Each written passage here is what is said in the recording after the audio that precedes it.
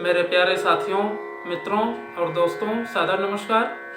मैं हूं आपका इष्ट मित्र दोस्त मिस्टर शांतिलाल डलसेना, बड़े डुमरपाली, रावटसन, खरसिया, जिला रायगढ़, छत्तीसगढ़, भारत से हूं। मित्रों, आप लोग हमारे इस यूट्यूब चैनल वीडियो को और फेसबुक वीडियो को देखते हैं तो आपको मैं हृदय से धन्यवाद देता हूं। अगर आप हमारे इस यूट्यूब चैनल वीडियो को पहली बार देख रहे हैं तो इसको सब्सक्राइब जरूर कर दें। बेल आइकन का जो घंटी है उसको भी क्लिक कर दें और ऑल ऑप्शन का चयन करना होगा। मित्रों, यूट्यूब चैनल वीडियो को और फेसबुक वीडियो को देखते हैं या सुनते हैं, समझते हैं तो शुरू से अंत तक जरूर देखें, सुने समझें, अनुभव भी करें और अच्छा लगे, मन कहे, उचित निर्णय ले करके एक लाइक आप हमें जरूर दें और इष्ट मित्रों के पास शेयर भी करें। गुरुदेव का विचार जन जन तक पहुंच सके और लोग बाल अपने जीवन को परिमार्जन भी कर सके। अगर कोई विशेष संशोधन की आवश्यकता है तो आप हमें कमेंट बॉक्स पर सूचित करें और आगे के लिए मार्गदर्शन दें, क्योंकि आपका मार्गदर्शन ही हमारे श्रेष्ठ जीवन का मूलभूत आधार है। मित्रों, जीवन हर किसी को जीने का स्वतंत्र अधिकार है।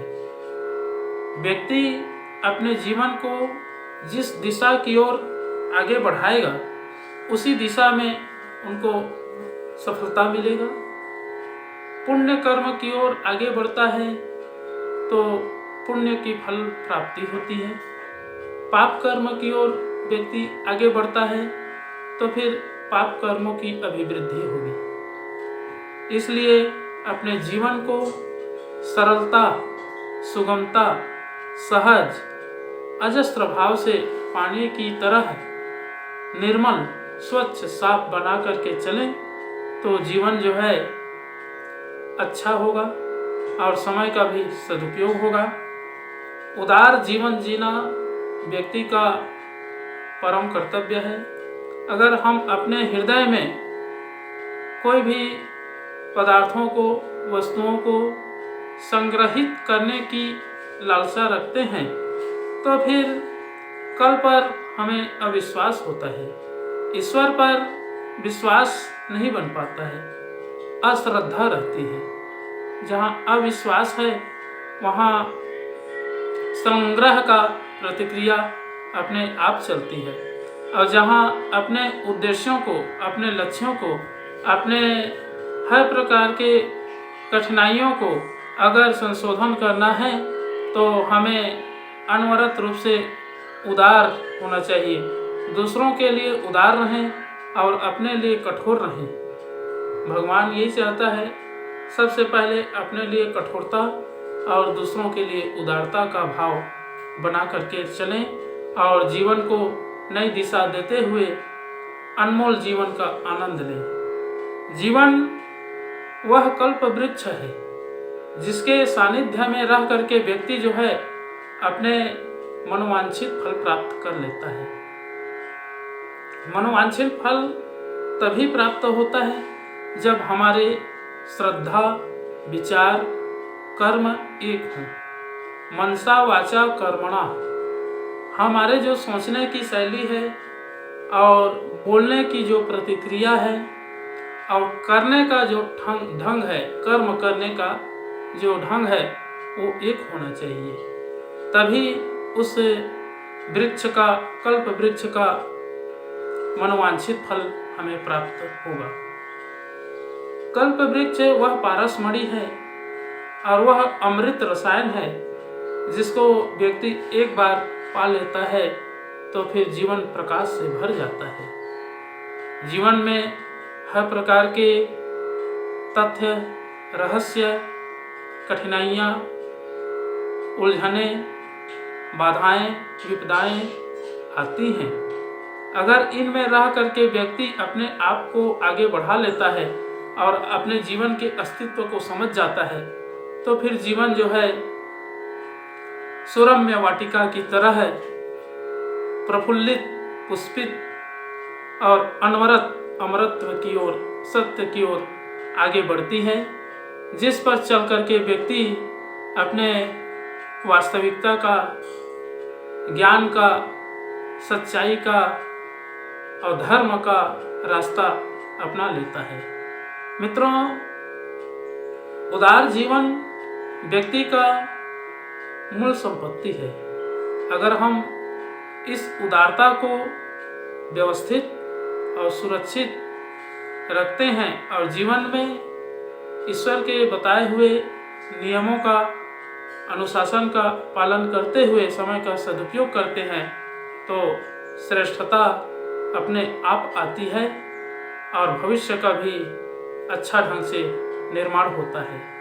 मित्रों, इसलिए व्यक्ति को संग्रह करने की बात कभी नहीं सोचनी चाहिए। संग्रह में लोभ रहता है, मोह रहता है, और जब वो मोह टूट जाता है तो फिर व्यक्ति जो है कलंकित हो जाता है। इसलिए सुबह से लेके, जन्म से लेके जब भी हम सो के उठते हैं तो अच्छे चिंतन मनन करते हुए उठें और दिन भर की जो क्रियाकलाप है, कार्यशैली है, कर्म सिद्धांत है, उस पर आरूढ़ होकर के अपना कर्म करते हुए जाएं और उदारता पूर्वक जीवन को व्यतीत करें, तो जीवन सन्निहित है और उसमें सज्जनता का भी वातावरण बन जाती है। मित्रों, जब तक हम अपने आप को परिमार्जन नहीं करते हैं या जीवन के लक्ष्यों को ध्यान में केंद्रित करके नहीं चलते हैं, तो फिर जीवन का सार अंश निकल नहीं पाता है और जीवन यात्रा जो है अपने आप समाप्त हो जाती है। तो मित्रों, अगर उदार जीवन जीना है, अपने आप को अच्छा नागरिक बनाना है, समाजनिष्ठ बनना है, तो एक आधार है गायत्री महामंत्र। अगर हम गायत्री महामंत्र का उच्चारण करते हैं, जाप करते हैं या उनके प्रत्येक शब्दों के अर्थों का चिंतन मनन करते हैं, तो भावना जो है प्रबल होती है, दिव्य होती है और आने वाले भविष्य अंधकार में कभी नहीं फंसता है। तो आइए मित्रों, एक बार गायत्री महामंत्र और संपुट के साथ में महामृत्युंजय मंत्र का उच्चारण मेरे साथ साथ में करेंगे। ओम भूर्भुवः स्वः तत्सवितुर्वरेण्यं भर्गो देवस्य धीमहि धियो यो नः प्रचोदयात्। उस प्राण स्वरूप, दुख नाशक, सुख स्वरूप, श्रेष्ठ है, तेजस्वी, पाप नाशक, देव स्वरूप परमात्मा को हम अपनी अंतरात्मा में धारण करें। वह परमात्मा हमारी बुद्धि को सत्मार्ग की ओर प्रेरित करे। ओम हौम जूम सह, ओम भूर्भुवः स्वः, ओम त्र्यंबकं यजामहे सुगंधिं पुष्टिवर्धनम् उर्वारुकमिव बन्धनान् मृत्युर्मुक्षीयमामृतात्। ओम स्वः भुवः भुवः, ओम सः जूम हौम। ओम मृत्युंजय महादेव त्राहि मां शरणागतम्। जन्म मृत्यु जरा व्याधि पीड़ितं कर्म बंधनाय। ओम असंभवं संभव कर्तुमुद्यतं प्रचंड झंझावृत्तिरोध सत्समं युगस्य निर्माण कृते समुद्यतं परम महाकालमुं नमाम्यहम्। ओम अस्तो मा सद्गमय तमसो मा ज्योतिर्गमय मृत्युर्मामृतं गमय। परम पूज्य गुरुदेव, वेद मूर्ति, तपोनिष्ठ, युग दृष्टा, युग प्रवर्तक, युग ऋषि पंडित श्री राम शर्मा आचार्य जी, परम वंदनीय माता जी भगवती देवी शर्मा जी और आद्य माँ गायत्री माता, धरती माता, भारत माता, प्रकृति, पर्यावरण, सूर्यदेव, महाकाल भगवान, सरस्वती माँ, लक्ष्मी माता, सभी ग्रह नक्षत्र, अखिल विश्व ब्रह्मांड के सभी देवी देवताओं के सूक्ष्म संरक्षण में जितने भी हमारे YouTube चैनल के माध्यम से या Facebook के माध्यम से वीडियो देख रहे हैं, सुन रहे हैं, समझ रहे हैं, ऐसे परम देवतुल्य भाइयों, देवी स्वरूपा माताओं बहनों, आप लोगों को मेरा सादर प्रणाम। ऋषि चिंतन के सानिध्य में से आज का जो एक बहुत ही अनमोल महत्वपूर्ण सुविचार है, आपके पास मैं लेकर के प्रस्तुत करने का प्रयास कर रहा हूँ। आज का सुविचार है मित्रों, उदार जीवन की यात्रा। बहुत ही अद्भुत सुविचार है। संग्रह का अर्थ है कल पर अविश्वास, ईश्वर पर अश्रद्धा और भविष्य की अवज्ञा। जब पिछले कल से हमें जीवित रहने के लिए जितना आवश्यक था उतना मिल गया तो कल को न मिलेगा। इसका कोई कारण नहीं। यदि जीवन सत्य है तो यह भी सत्य है कि जीवनोपयोगी पदार्थ अंतिम सांस चलने तक मिलते रहेंगे। नियति ने उसकी उचित व्यवस्था पहले से ही कर रखी है। तृष्णा ऐसी ही अक्लमंदी है जो निर्वाह के लिए आवश्यक साधन उपलब्ध रहने पर भी निरंतर अतृप्तिजन्य उद्विग्नता में जलाती रहती है। मित्रों, जिन्हें ईश्वर की उदारता पर विश्वास है वे उदार बनकर जीते हैं। बादलों का कोष चूकता नहीं, वे बार बार खाली होते हैं पर फिर भर जाते हैं। नदियाँ उदार पूर्वक देती हैं और यह विश्वास करती हैं कि उनका प्रवाह चलता रहेगा। अक्षय जल स्रोत उनकी पूर्ति करते रहेंगे। वृक्ष प्रसन्नता पूर्वक देते हैं और सोचते हैं कि वे ठूंठ नहीं रह सकते। नियति का चक्र उन्हें हरा भरा रखने की व्यवस्था करता ही रहेगा।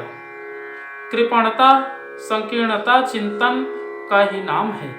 ऐसे व्यक्ति कुछ संग्रह तो कर सकते हैं पर साथ ही बढ़ती हुई तृष्णा के कारण उस सुख से वंचित ही रहते हैं जो उदार रहने पर उन्हें अनवरत रूप से मिलता रह सकता था।